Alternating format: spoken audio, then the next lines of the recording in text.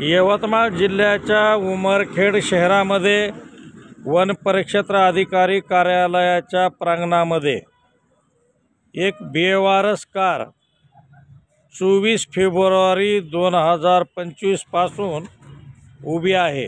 त्यामुळे अनेक तर्क-वितर्क निर्माण होत आहेत। याची तक्रार वन परिक्षेत्र अधिकारी पांडे यांनी सुद्धा पोलीस स्टेशन उमरखेडला दिलं आहे। MH 29 CB 0624 ह्या नंबरची गाडी ही बेवारस स्थितीमध्ये वन परिक्षेत्र अधिकारी कार्यालय उमरखेडच्या प्रांगणामध्ये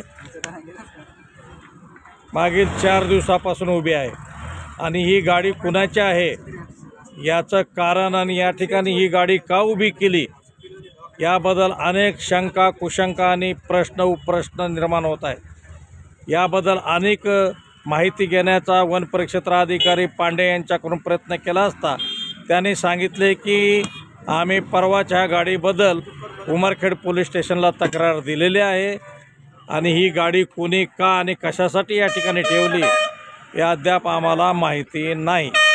अग्निबाण लाईव्ह न्यूजसाठी डॉक्टर अंबे जोगाईकर उमरखेड।